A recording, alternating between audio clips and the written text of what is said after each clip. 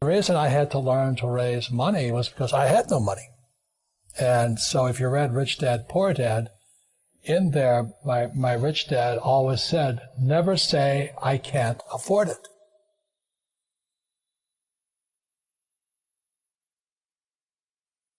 And it was my rich dad and many of my teachers subsequent to that. They said, lazy people always say, I can't afford it.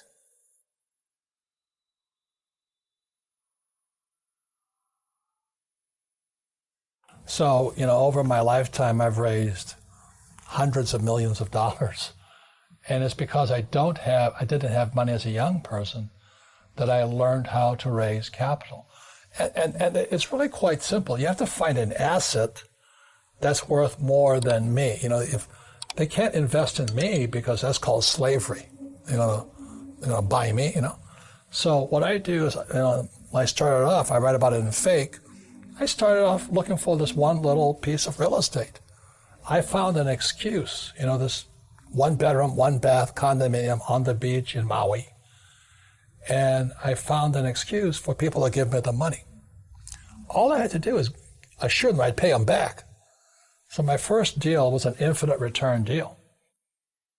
I had no money in the deal because it was 100% debt. It was an $18,000 condo. You can't touch them for that much anymore. But the economy was bad. So I buy this $18,000 condo. The guy wanted 10% down. You don't need higher math. 10% of $18,000 is how much, sports fans? $1,800. I could have used my money. I had the money. But that would be too easy. Only lazy people use their own money. And that's what really pissed off a lot of people out there. Because, you calling me lazy? I said, yes, I am. Because you're the same type of person who will say, I can't afford it. I can't do that. That's the problem. It's up here. It's the real estate between this year and that year. I can't do that. Most of my family say, I can't afford it. My father taught him to say that. My mother taught him to say that. My rich dad should never say that. Let me ask you this question. You work for the Rich Dad Company. How much of my money is in this company? You want to buy what's real money, and gold and silver are God's money. And what I mean by God's money is that gold and silver were here when the earth was created. The gold, I believe, is atomic number 79, silver is 47. Gold and silver will be here when the cockroaches are dead. And gold and silver will be here long after the dollar and the Canadian dollar, the loony's gone and all this.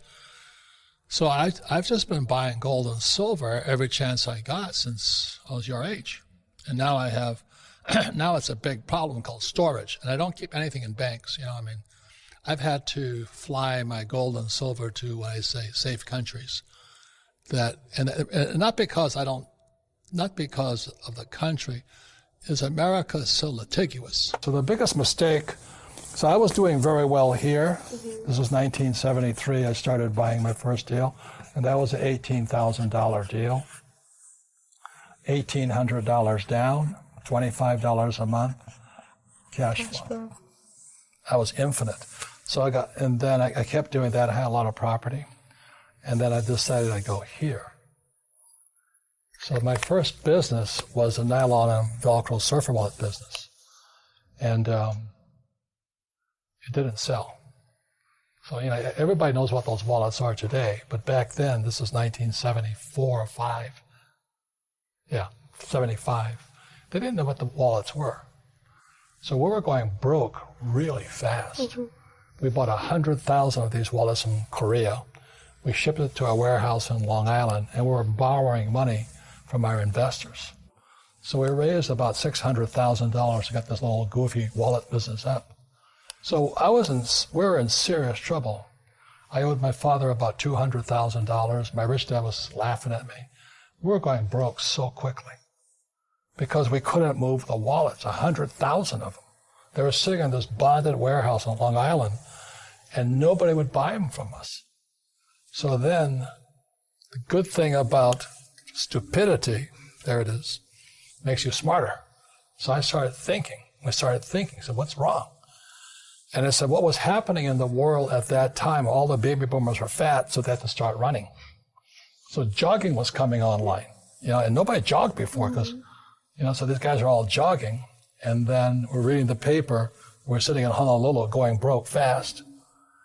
And we're reading the paper. This jogger went to Golden Gate Park in San Francisco and was jogging around the park. And what the jogger did was he had no place to put his car key. So what did they do? He puts it on the front tire of his car and goes for a jog around the park. So we're reading this newspaper. And voila, when he comes back to his car, the car wasn't there. Oh, gosh. So the guy says, they stole my car. Oh, my goodness. And so the question was, on the headline of the newspaper article, what does a jogger do with their key? And so we sat there and said, oh, my God, a problem. A problem. So with that, I designed the shoe pocket. And you can see this picture right here. It's Playboy magazine. I mean, she's a nice-looking young model with nothing on but a shoe pocket. But anyway, so we were going broke so fast by then. But when that picture hit Playboy, suddenly we were geniuses. And everybody started throwing their money at us. And all these products, our wallets were selling, our shoe pockets were selling, investors were happy, and the sales went through the roof. So we were extremely successful. So we went from risk, stupid, smarter, successful. But the problem was, is how do we finance our inventory? Because the demand was worldwide, and we couldn't keep up with demand. So I borrowed another $100,000. And I went to my CPA, my CFO, Stanley. So I said, Stanley, will this $100,000 solve our inventory problem? He goes, yes, it will. So I gave Stanley the check, and he ran off with it. Oh, my goodness. I had no signed documentation. I turned it over to him. He said I owed him the money. So that was one of my first, 6-figure, 7-figure mistakes. So this here is called a green box. There's 500 of these little tubes like this. Wow. 500 coins in here. And this is one, which is worth more. Which one's worth more? The gold. Yeah, this is worth more than all that. Yeah. Now, the reason I say this is because for your generation, this could be the biggest opportunity you'll ever see. I'm not making any commissions on this stuff. Yeah, of course. But if you look at what happened with the fake central bank, see, the purpose of the central bank or the Fed or all, the Japanese, the Bank of Japan, or the European Central Bank, they pump out fake money. Mm-hmm. The purpose of central banks like the Fed is to protect the banks, not you. They're a criminal operation as far as I'm concerned. You're going to find that most of my talks is about the Fed. So I would recommend you guys buy this stuff. Don't save money. Don't save government money, because they're corrupt as hell, as you know. Yeah. Save God's money. And what's happening for most people today is, they follow that age-old mantra. Go to school. What do you learn about money in school? Nothing. Get a job. Well, jobs are disappearing. Not only that, is that with artificial intelligence and G5 coming, more jobs are going to get wiped out. Plus, with driverless cars, more jobs are getting wiped out. So why would you go to school to get a job? And then work hard for money, but pay taxes. Taxes are going to keep going up, sports fans. They have to. Somebody's going to pay off this massive mountain of debt stacking up all over the world. And the only way they pay off debt is via taxes. And then they tell you to get out of debt. Oh, God. Debt is money. Please understand me. In 1971, when Nixon took the dollar off the gold standard, money became debt. So the rich know how to use debt to get rich. And that's what I do. My friend Donald Trump, I know some of you hate the guy. More power to you, But we use debt as money. And other guys will tell you get out of debt. Well, you choose. The rich use debt to get rich, and the poor and middle class get wiped out because they're in debt. That's because of the lack of financial education. And I tell you, invest for the long term in a well-diversified portfolio of stocks, bonds, mutual funds, and ETFs. The key word in there is invest for the long term. Well, number one is invest in what you love. I love business. I love real estate. I mean, I really love it. I own this building here. And I love gold and silver. So I invest in what I love. Most people say, do what you love, but I rather invest in what I love. But I love being an entrepreneur. I love investing. It's like Shark Tank to me. I'm always looking at new businesses, new deals. It's just a game like this. When you look at the financial statement, that's like your scorecard. It's like your golf scorecard is your financial statement. But as you know, our schools teach us nothing about financial statements. My message to anybody, including millennials, is where is your head? I know most millennials, they want a high-paying job. They want to be able to pay the rent, eat, and all this stuff. And then you dream of the big house, a nice car, and all that. But that's why 99% of Americans are broke, because their heads are in the wrong spot. So when I asked Kim if she would take an accounting course, it was just 2 days. I wanted to see if her head could get into the asset column.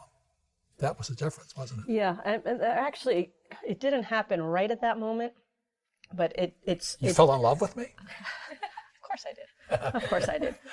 But this started the journey on investing. This started the journey on assets. But I do remember the moment down the road where, just like everybody else, I was focused on the income column, get a job, get the pay raises.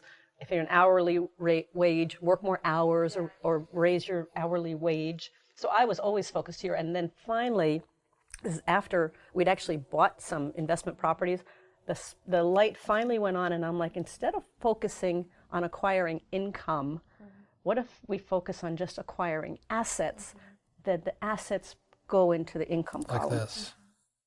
So that was a huge shift in my mindset. And once that shift happened for me, I don't think about the income column anymore. I just think about the asset column. And that's our game called cash flow. Yeah. And so when Kim and I met, we had nothing. It took us 10 years to go from nothing to financially free. Wow. So she was 37, I was 47. But that's the power of focusing on assets versus liability. Most people are so busy working for money, so busy trying to pay their bills, and so busy buying liabilities they think are assets. So my first gift to Kim was the counting game to get her head in here, and today we're financially free. And that's the whole thing. So everybody can do it. It's a matter of putting your head into the right column. And then for me, it was in 73, I took my first real estate investment course here. I lost money, made money back, but I never got out of the asset column. We're still practicing here every single day. I'm working on a new project right now in the asset column. It's going to put a lot of cash flow into the income column because, again, we're focusing on the asset column, not the income column. But it goes back to the original question. Why did I say only lazy people use their own money? Because lazy people always say, I can't afford it. Mm-hmm. I can't do it. It's easy to say that. And that's why they're poor. Mm-hmm. It's harder to go raise $1 million than to say, I can't afford it.